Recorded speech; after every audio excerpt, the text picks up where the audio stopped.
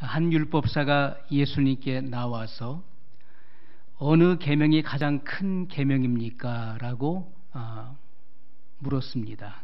그때 예수님께서 내 마음을 다하고 목숨을 다하고 뜻을 다하여 주 너의 하나님을 사랑하라. 이것이 크고 첫째 되는 계명이니라. 이렇게 말씀을 하셨습니다. 자, 우리는 하나님을 어떻게 사랑해야 되는가? 그것은 마음을 다해서 사랑해야 된다는 것입니다. 마음이라고 하는 것은 하나님을 사랑하는 기관이에요. 그래서 내 마음을 쏟는 사랑, 내 마음을 바치는 사랑, 내 마음을 다해서 하나님을 사랑해야 된다고 말씀을 하신 것입니다. 그래서 우리가 사랑은 입으로 하는 것이 아닙니다. 우리의 머리로 하는 것이 아니라 사랑은 마음으로 하는 것입니다. 그렇기 때문에 예수님은 내 마음을 다하라 이렇게 말씀하셨던 것입니다. 자, 우리가 마음을 다해서 하나님을 사랑한다는 것이 무슨 의미일까요? 우리가 어떤 대상을 사랑하게 되면은 그 대상을 마음에 품게 되죠. 마음에 품게 되면은 늘 생각하게 되는 것입니다.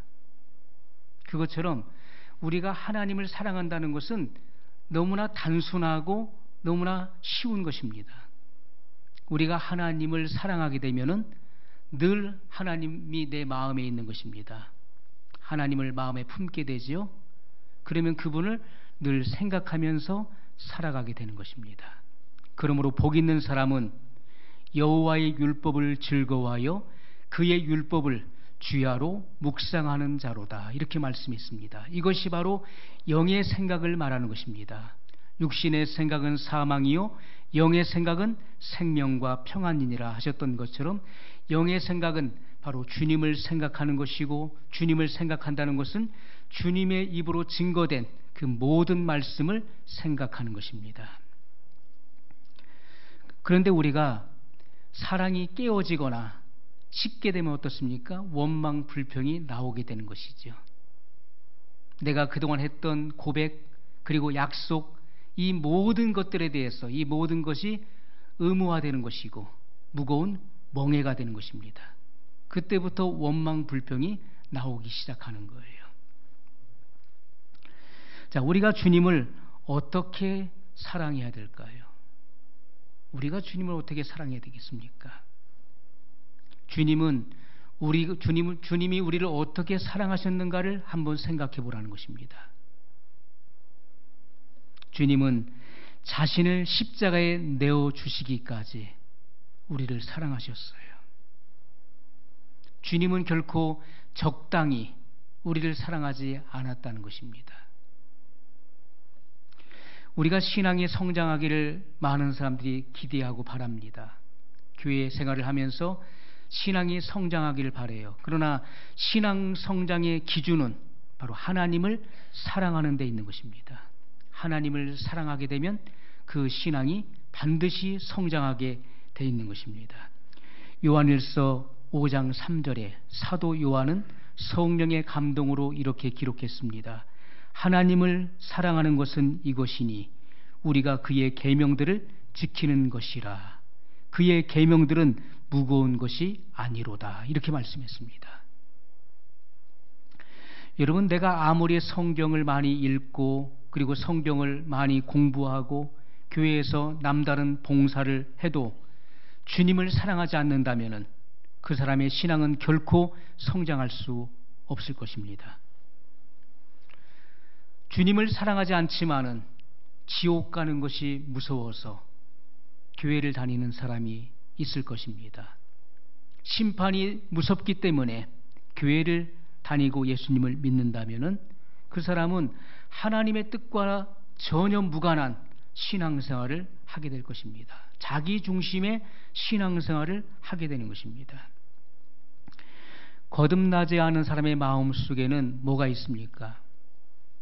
내게 피해가 되는 말씀, 내게 어떤 부담을 주는 그 말씀에 대해서는 언제든지 선을 긋는 것입니다. 그리고 그러한 말씀에 대해서는 거절하기로 확정된 마음이 내 안에 있는 거예요. 그렇기 때문에 그 영혼이 힘을 잃고 죽어가게 되는 것입니다. 하나님 말씀에 복종치 않는, 그리고 하나님의 말씀에 사랑으로 굴복되지 않는 그 불순종의 마음으로 인해서 그 영혼은 피폐해지는 것이고 힘을 잃고 죽어가게 된다는 것이죠. 여러분, 참된 신앙은 무엇입니까? 우리가 바르게 예수님을 믿는다는 것은 무슨 의미일까요? 그것은 성경이 우리에게 말씀하고 있는 원칙이 있는 것입니다. 그리고 성경이 우리에게 말씀하고 있는 계명들에 대해서 우리가 온 마음을 다해서 받아들이는 그 지점까지 이르러야 된다는 것이죠. 우리가 성경 말씀 속에는 계명들로 이루어졌습니다. 계명이라고 하는 것은 하라 또는 하지 말라고 명령된 이치, 바로 조항들을 말씀하고 있는 것이죠. 그런데 사도 요한이 기록하고 있는 것처럼 그의 계명들은 결코 우리에게 무거운 멍에가 될 수 없다는 거예요. 그것은 결코 우리에게 무거운 짐이 아니라고 말씀하고 있습니다. 하나님을 사랑하지 않기 때문에 그것이 무거운 멍에로 우리에게 다가오는 것이지, 하나님을 사랑하는 자들에게는 주님의 이 모든 계명들이 결코 무거운 것이 될 수 없다는 것을 말씀하고 있습니다. 사랑은 어떤 느낌도 아니고 감정도 아닌 것입니다. 사랑은 행동하는 것이고 결정하는 것입니다. 자, 이 사랑이 무엇인지를 성경은 요한복음 3장 16절에 사도 요한을 통해서 분명히 기록하고 있습니다. 하나님이 세상을 이처럼 사랑하사 독생자를 주셨으니 이는 저를 믿는 자마다 멸망치 않고 영생을 얻게 하려 하심이라, 이렇게 말씀했습니다. 여러분, 이것이 바로 사랑이에요. 사랑의 정의를 우리에게 말씀해 주고 있는 것입니다. 하나님께서는 세상을 사랑하셨어요. 이 세상에 있는 죄인을 사랑하셔서 독생자를 내어 주시기로 결정하셨다는 것입니다. 죄인이 영원한 사망에 이르는 것을 주님은 불쌍히 여기셨기에 그의 독생자 예수 그리스도를 이 땅에 내려 보내시기로 결정하셨어요. 그리고 십자가에서 내어 죽는 행동을 보이셨던 것입니다. 그것이 사랑이라는 것입니다. 사랑은 립서비스가 아니라는 것입니다. 말로만, 입술로 하는 것은 사랑이 될 수 없어요. 머릿속으로 하는 사랑은 진정한 사랑이 될 수 없다는 것을 말씀하고 있는 것입니다. 진정한 사랑이라고 하는 것은 결정하는 것이고 그리고 행동하는 것입니다. 그것이 바로 하나님의 사랑이에요. 여러분, 하나님께서 우리를 어떻게 사랑하셨는가? 하나님은 지극히 높은, 빛나고 높은 보좌에 앉으셔서 수많은 천사들의 섬김과 경배와 영광을 받으시면서 편하게 우리를 사랑하신 것이 아니었다는 것이지요. 주님은 나를 사랑하시기 때문에 독생자를 보내시는 결정을 내리셨고, 그리고 십자가에 죽는 행동으로 옮기셨습니다. 오늘날 예수님을 믿는다는 많은 사람들이 주님을 머릿속으로 사랑하려고 합니다. 그리고 감정과 기분으로 사랑하려고 해요. 내가 마음에 내키면 사랑하고 내가 기분이 안 좋으면 사랑하지 않는 거예요. 그런 사랑은요, 말씀이 그들에게 희생을 요구하고 또 내 몫의 십자가를 지라고 요구할 때는 연기같이 사라져버리는 것입니다. 금방 사라져버려요. 주님을 사랑하지 않는 상태에서 우리가 성경 말씀을 듣고 그리고 성경을 읽고 공부해도 그것은 머릿속에 지식으로 쌓일 뿐인 것입니다. 그런 사람은요, 순종의 열매를 맺을 수가 없는 것입니다. 성경은 우리에게 분명히 말씀하고 있어요. 내가 하나님은 한 분이신 줄을 믿느냐? 잘하는도다. 귀신들도 믿고 떠느니라. 이렇게 말씀했습니다.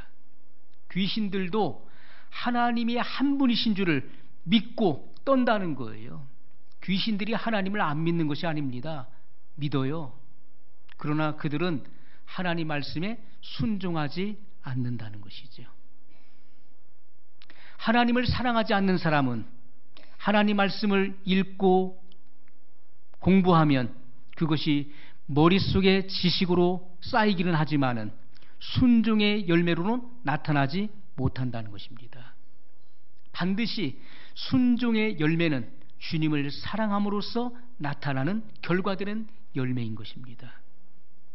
우리가 하나님을 사랑하게 되면요, 순종의 열매는 저절로 나타나지는 것입니다. 성경은 그것을 우리에게 분명히 원리로 말씀하고 있다는 것이죠. 나는 하나님 말씀을 믿는데 왜 순종이 안 될까? 왜 하나님 말씀에 내가 굴복되지 않을까? 그것은 내 마음속에 주님을 진정 사랑하는 마음이 없기 때문에 그런 것입니다.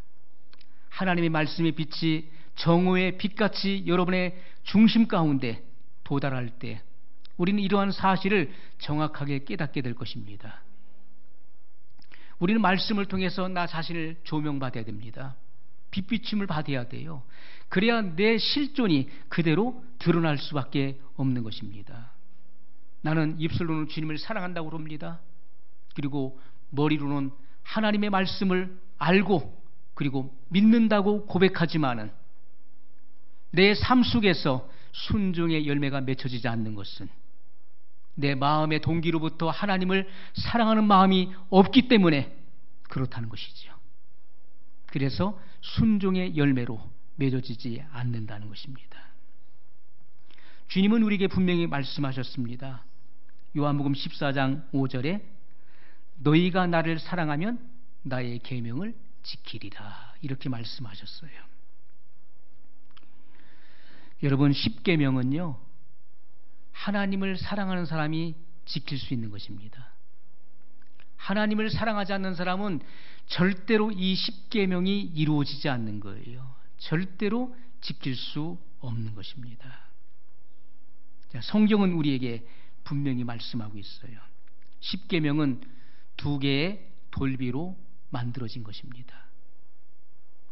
자, 2 돌판에 하나님께서 십계명을 새겨주셨어요. 자, 왼쪽에 있는 돌비에는 1계명부터 4계명까지가 기록됐습니다. 그것은 바로 하나님에 관한 계명이었습니다. 그리고 오른쪽에 있는 계명은, 그 돌비에는 5계명부터 10계명까지가 기록되어 있습니다. 그것은 바로 인륜에 관한 계명이었던 것입니다. 자, 주님은 이렇게 말씀하십니다. 오늘 본문의 마태복음 22장 37절로 38절에 하나님에 대한 계명을 말씀하고 있어요. 주님의 말씀은 누구든지 겸손한 자에게는 이 말씀이 명백히 들려지게 되어 있는 것입니다. 어린아이 같이 하나님의 나라를 받드는 자들에게는 이 말씀이 분명하게 성령의 음성으로 들려질 것입니다. 내가 마음을 다하고 목숨을 다하고 뜻을 다하여 하나님을 사랑하게 되면 1계명부터 4계명까지 지키게 된다는 말씀인 것입니다. 내가 마음을 다하여 하나님을 사랑하게 되면 나 외에, 나 여호와 외에 다른 신을 섬기지 않을 것이다. 내가 마음을 다하여 나를 사랑하면 너는 우상을 섬기지 않을 것이다. 너는 하나님의 이름을 망령되이 일컫지 않을 것이다. 너는 안식일을 기억하여 거룩히 지킬 것이다. 이 말씀을 하고 계시는 것입니다.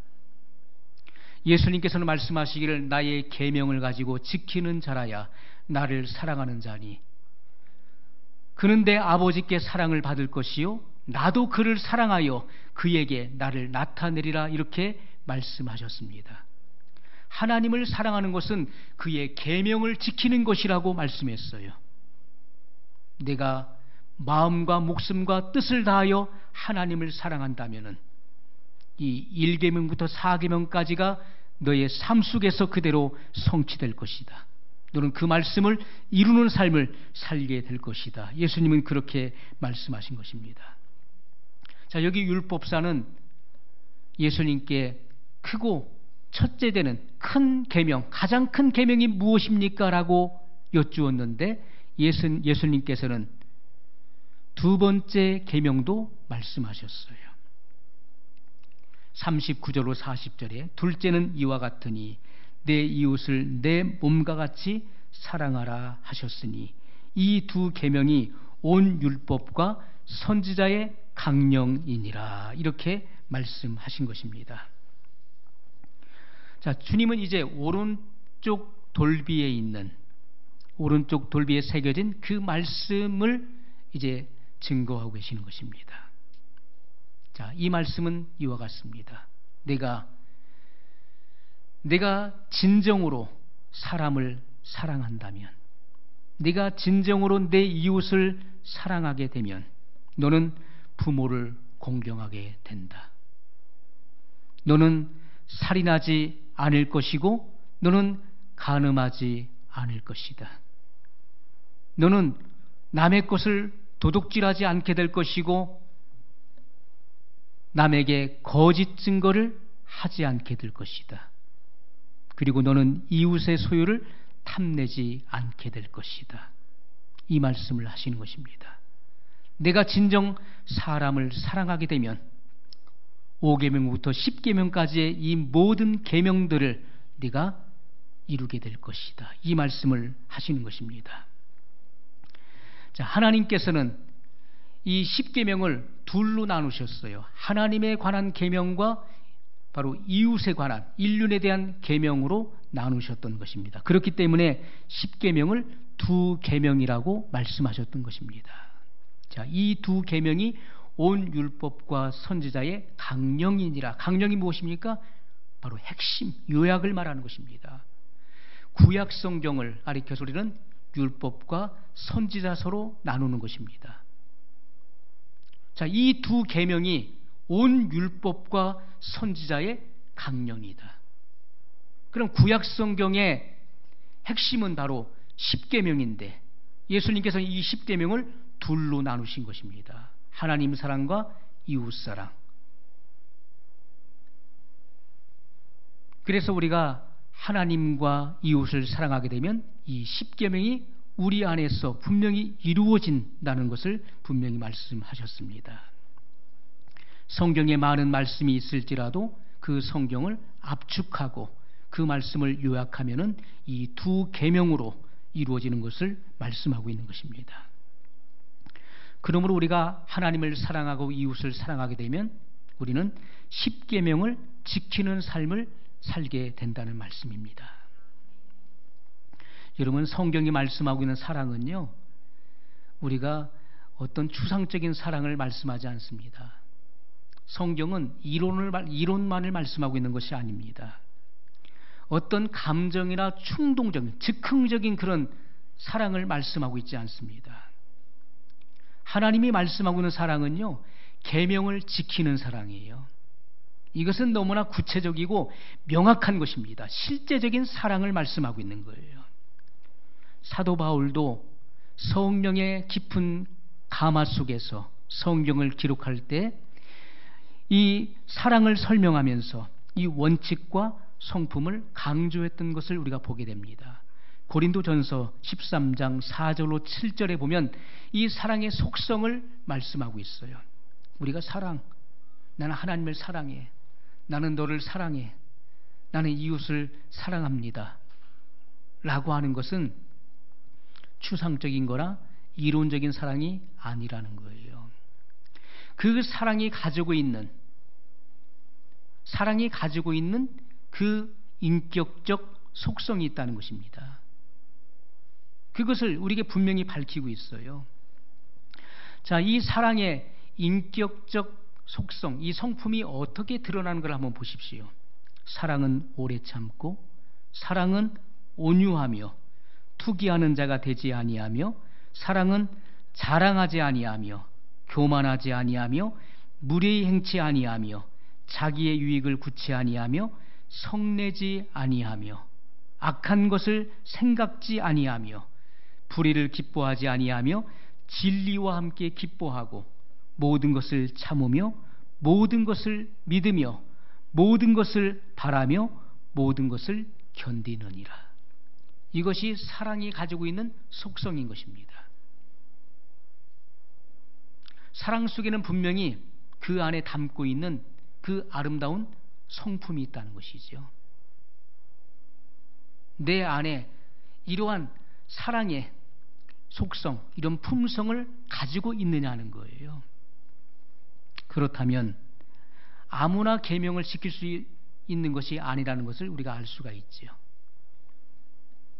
사랑이 없이 우리가 계명을 지키려고 하면은 바리새인처럼 되는 것입니다. 경건한 척하게 되는 거예요. 내 안에 진실한 사랑이 없으면서 우리가 계명을 지키려고 하면은 우리가 외식하는 자가 되는 것입니다. 의로운 척하고 능력이 있는 척하게 된다는 것이죠. 그런데 고린도전서 13장에 말씀하고 있는 이 사랑의 성품을 가진 성도들은 계명을 지키는 열매가 나타나게 되어 있는 것입니다. 계명을 지키는 열매로 열매가 맺어지게 되어 있는 거예요. 주님은 분명하게 이 사랑을 말씀하시면서 이웃사랑은 하나님 사랑의 객관적 증거라고 말씀하고 있어요. 우리가 모든 것은 다 주관적인 것입니다. 나는 공평해, 내 눈은 똑바라, 나는 편견을 갖지 않아. 여러분, 그런 말씀은 잘못된 말, 그것은요 어불성설입니다. 사람은 누구나 다 주관적 인격체예요. 나에게 잘하는 사람에게 팔이 안으로 굽게 되어 있는 것입니다. 모든 사람은요, 모든 사물은 다 주관적인 것입니다. 오직 하나님, 그리고 하나님의 말씀만 객관적인 것입니다. 성경은 우리에게 분명히 말씀하고 있어요. 내가 내 눈에 보이는 부모를 공경하지 못하면서 눈에 보이지 않는 하나님을 네가 공경할 수 있느냐? 그건 어불성설이라는 것입니다. 우리는 먼저 우리 눈에 보이는 부모를 공경해야 돼.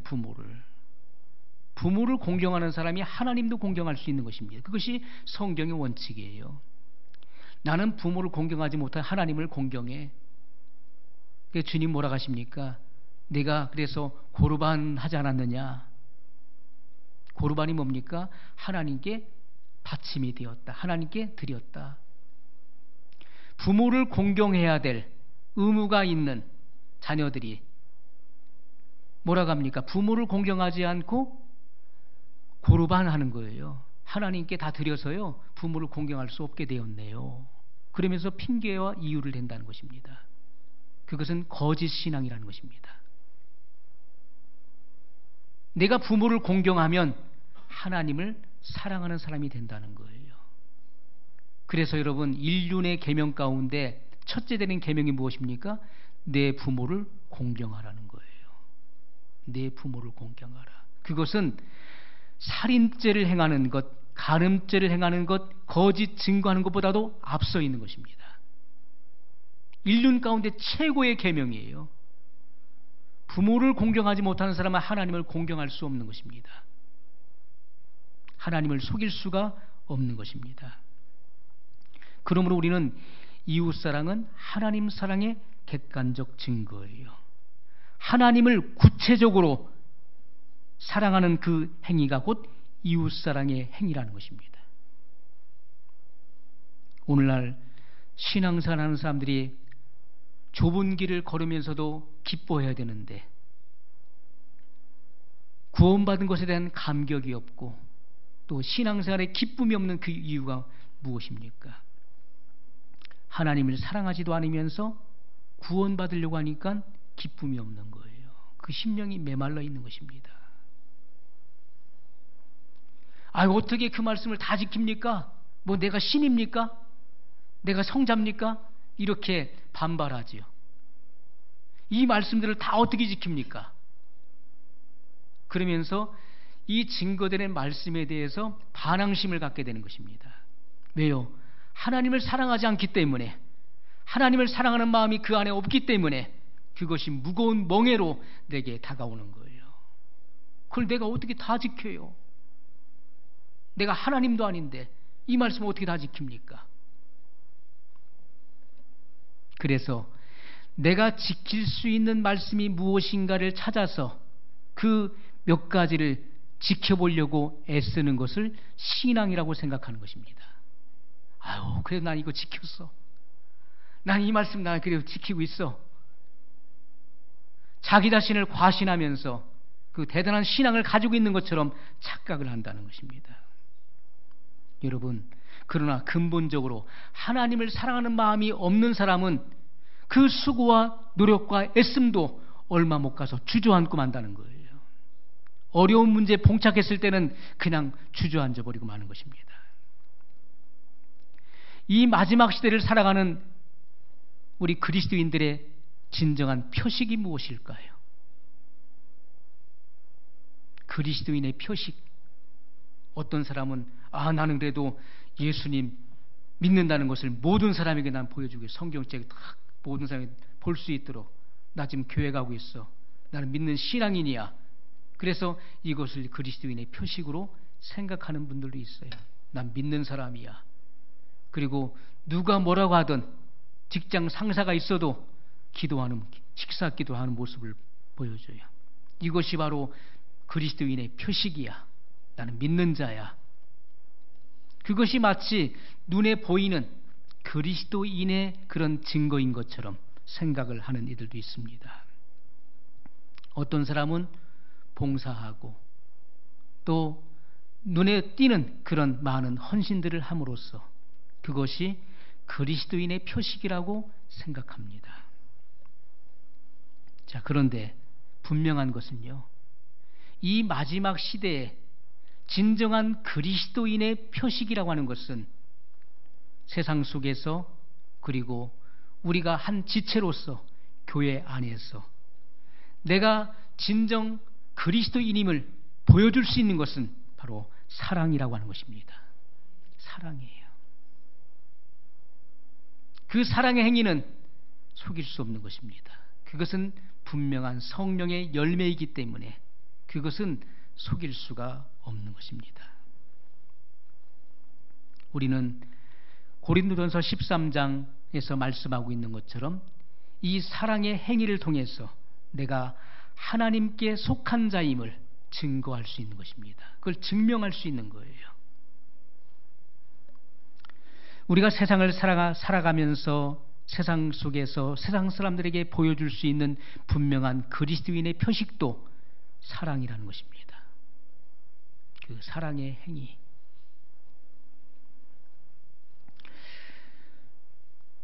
자, 누가복음 10장 29절을 보면 율법사가 예수님께 여쭈었습니다. 그러면 내 이웃이 누굽니까? 라고 여쭈었어요. 그때 예수님께서는 선한 사마리아인의 비유를 말씀하셨습니다. 어떤 사람이 예루살렘에서 여리고로 내려가다가 강도를 만나서 모든 것을 다 빼앗기고 그리고 맞아서 거반 죽게 되었어요. 강도들은 그 사람을 버리고 달아났습니다. 그때 제사장이 그 길로 지나가다가 그 거의 죽어가는 사람을 보고 그냥 지나갑니다. 못 본 채 하고 지나가게 돼요. 왜냐하면 혹시나 건드렸다가 그 사람이 죽었으면은 죽은 사람을 만짐으로써 그가 7일간 부정하기 때문에, 그래서 제사장의 그 직무를 감당할 수 없다는 생각에 그는 그 사람을 버려두고 갈 길을 갔습니다. 그 다음 레위 사람이 그 길을 지나가다가 그 죽어가는 모습을 보고 그냥 또 외면하고 지나갑니다. 그런데 사마리아 사람이 그 길을 가다가 그 낙타에서 내려서 그 사람을 돌봐줍니다. 나귀에서 내려서 그를 돌봐주고, 그리고 그를 거기에 태우고, 자기가 타야 될 그 나귀에 그 사람을 태우고, 그리고 주막에 가서 그를 밤새도록 돌봐줍니다. 그에게 기름을 붓고, 그의 상처에 기름을 붓고 돌봐줘요. 그리고 아침에 나오면서 주막 주인에게 부탁을 합니다. 돈을 주면서 이 사람을 돌봐주시오. 부비가 더 들면 내가 돌아올 때 갚아주겠어. 자, 그러면서 예수님께서 말씀하셨어요. 누가 강도 만난 자의 이웃이 되겠느냐, 이렇게 말씀하셨어요. 그때 그 율법사가 말하기를 자비를 베푼 자니이다, 이렇게 말씀합니다. 그때 예수님은 너도 가서 이와 같이 행하라 말씀하셨어요. 우리의 이웃은 누구입니까? 우리의 이웃, 주님은 우리에게 분명히 말씀하시죠. 나의 도움을 필요로 하는 자, 그 사람이 바로 나의 이웃입니다.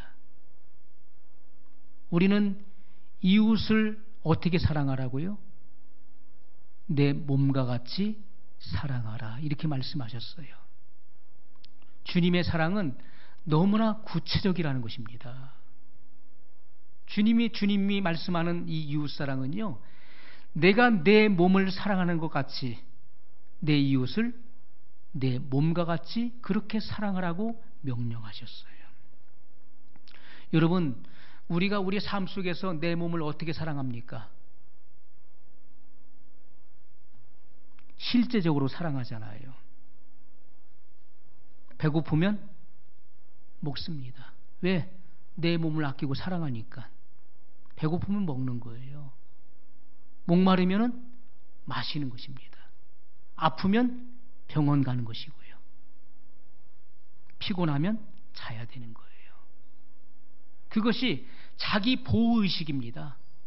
우리는 본능적으로 자기 보호의식을 갖고 있고 제 몸을 사랑하게 돼 있는 거예요. 자기 몸을 사랑하지 않는 사람은 해하는 것입니다. 막 상처를 내고 여기 막 문신을 새기고 막 자기 마음대로 하는 거예요. 그러나 자기를 사랑하는 사람은요, 자기 몸을 아끼기 때문에 조금만 추워보세요. 추워서 얼른 두꺼운 옷으로 갈아입지요. 더워보십시오. 얼른 두꺼운 옷을 벗을 것입니다. 그것이 자기 몸을 사랑하는 거예요. 내가 내 몸을 사랑하듯이 내 이웃도 그렇게 사랑하라고 말씀하고 있습니다. 그러므로 희생이 없는 사랑은 불가능한 것입니다. 반드시 사랑에는 그 희생과 대가가 지불돼야 된다는 것을 말씀하고 있습니다. 자, 마태복음 25장 34절 이하에 보면은 예수님께서 이 임금의 비유를 말씀하셨습니다. 심판의 날에 오른편에 있는 자들과 왼편에 있는 자들로 나눠지게 되었어요. 주님은 오른편에 있는 자들에게 이렇게 말씀하셨습니다. 하나님께로부터 복받은 자들이여, 나와 이 축복을 받으라고 주님은 말씀하시면서 내가 줄일 때 너희가 먹을 것을 주었고, 내가 목마를 때 마시게 하였고, 나그네 되었을 때 영접하였고, 헐벗었을 때 옷을 입혔고, 병들었을 때 돌아보았고, 옥에 갇혔을 때 와서 보았느니라, 이렇게 말씀했어요. 그러니까 그들이 뭐라고 합니까? 아니 주님, 언제 주님께서 줄이셨을 때 우리가 먹을 것을 갖다 드렸나이까? 주님이 목마르셨을 때 언제 저희가 주님께 마실 것을 드렸나이까? 주님이 병드셨을 때 언제 우리가 찾아갔었나이까? 주님이 헐벗었을 때 우리가 언제 옷을 드렸습니까? 주님이 옥에 갇히셨을 때 언제 우리가 가서 본 적이 있었습니까? 라고 고백할 때 주님께서 하신 말씀이 무엇입니까? 여기 있는 지극히 작은 자에게 한 것이 곧 내게 한 것이니라, 이렇게 말씀하셨어요. 내 이웃에게 한 것이 곧 내게 한 것이다. 예수님은 그렇게 말씀하셨던 것입니다. 왼편에 있는 자들에게도 주님은 그렇게 말씀했습니다. 너희는 내가 굶주렸을 때 먹을 것을 주지 않았다. 내가 목마를 때 너희는 마시게 하지 않았다. 내가 병들었을 때 너희는 와서 보지 않았다. 말씀했을 때 그들이 뭐라고 합니까? 언제 주님이 배고팠으며 언제 주님이 목마른 적이 있었습니까? 그랬으면 우리가 당장 가서 그렇게 했었을 텐데요. 언제 주님이 그런 일이 있었습니까? 라고 했을 때 주님은 동일하게 말씀하셨어요. 지극히 작은 자에게 하지 않은 것이 곧 내게 하지 않은 것이다. 이렇게 말씀했습니다. 이웃사랑은 바로 하나님 사랑의 객관적 증거인 것입니다. 여러분, 우리는 단순하게 먹을 것을 주고 마실 것을 갖다 주고 그리고 가난한 자, 헐벗은 자를 돌아보는 것, 그것으로 끝이는 것이 아닙니다. 그 이전에 더 중요한 것이 있죠. 그것은 바로 영혼의 문제라는 것입니다. 내가 목마르고 그리고 내가 줄이고 목마랐을 때 너희가 먹을 것을 주고 마실 것을 주었다는 것은 뭘 의미합니까? 그것은요, 하나님의 양식, 말씀의 양식이 없으므로 죽어가는 그 핍절한 영혼에게 내가 하나님의 이 복음을 전해주는 것을 의미하는 것입니다. 내가 병들고 옥에 갇혔을 때 와서 보았다는 것은 뭘 의미합니까? 그건 율법 아래에 있다는 것을 말하는 것이죠. 율법에 갇혀있는 영혼들을 의미하는 것입니다. 그들에게 이 참된 복음의 진리를 통해서 그 옥에서 나오게 하는 것, 그 율법의 그 속박으로부터 풀어주는 것, 그것을 말씀하고 있는 것이죠. 여러분, 우리가 영혼을 사랑한다면, 이웃을 사랑한다면 제일 먼저 해야 될 것은 바로 복음을 증거하는 것입니다. 하나님의 사랑을 알지 못하고 그리고 구원의 길을 알지 못하는 이들에게 이 복음을 증거해 주는 것입니다. 그 무서운 죄와 율법의 속박에서 자유케 하는 거예요. 그리고 우리는 그들의 필요를 공급해 줘야 될 것입니다. 그것이 바로 이웃사랑의 실천인 것을 예수님은 분명히 말씀하셨던 것이죠. 매일같이 우리는 나의 전부를 드리는 신앙 고백이 있어야 될 것입니다. 아침에 눈을 떴을 때 우리는 마음의 문을 열고 하나님께 나의 전부를 드리는 그런 신앙의 고백이 있어야 돼요.